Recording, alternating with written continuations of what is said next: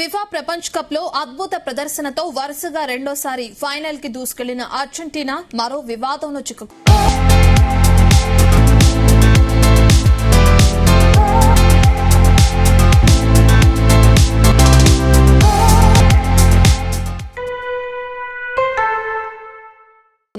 Semis లో విజయం అనంతరం ఈ జట్టు మైదానంలో రాజకీయ బ్యానర్ ను ప్రదర్శించడం రచ్చగా మారింది.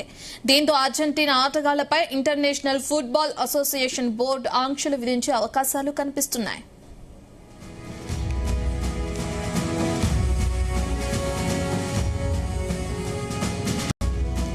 ఇక సెమీఫైనల్లో ఇంగ్లాండ్ ను 2-1తో ఓడించిన మెస్సీ టీం విజయం తర్వాత గ్రౌండ్ లో సంబరాలు చేసుకున్న ఆటగాళ్లు ఫాక్లాండ్స్ అర్జెంటీనాదే అని రాసి ఉన్న బ్యానర్ ను ప్రదర్శించారు. డిఫెండర్లు మార్టినెజ్, గియోవాని ఈ బ్యానర్ ను అటూ ఇటూ ఊపారు. మిగతా ఆటగాళ్లు కూడా వీరితో చేరారు. అంతేకాదు మ్యాచ్ అనంతరం Argentina vice president Victoria X లో చేసిన పోస్ట్ మరింత వివాదాస్పదమైంది.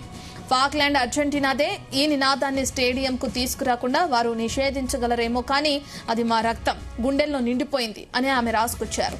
ఈ దీవుల విషయంలో ఈ రెండు దేశాల మధ్య కొన్ని దశాబ్దాలుగా శత్రుత్వం కొనసాగుతున్న నేపథ్యంలో తాజా ఘటన చర్చనీయాంశమైంది.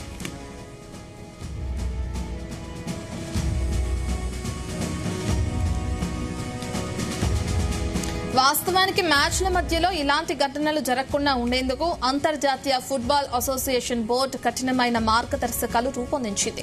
మైదానంలో ఉండే పరికరాలపై ఎలాంటి రాజకీయ, మతపరమైన, వ్యక్తిగత చిత్రాలు ఉండకూడదని, రాజకీయ, మతపరమైన సిద్ధాంతాలను వ్యక్తీకరించేలా ఆటగాళ్లు ఎలాంటి ప్రదర్శనలు చేయకూడదు, ఆటగాళ్లు లోదుస్తులపై తయారీ లోగో మినహా ఇతర చిత్రాలేవీ కనిపించకూడదు.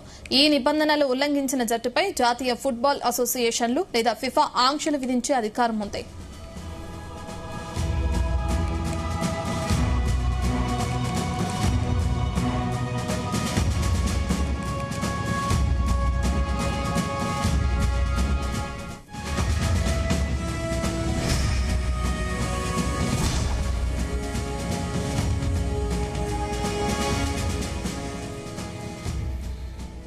అర్జెంటీనా తూర్పు తీరానికి 480 కిలోమీటర్ల దూరంలో ఉన్న ఈ ఫాక్లాండ్ దీవులు బ్రిటన్ నియంత్రణలో ఉన్నాయి.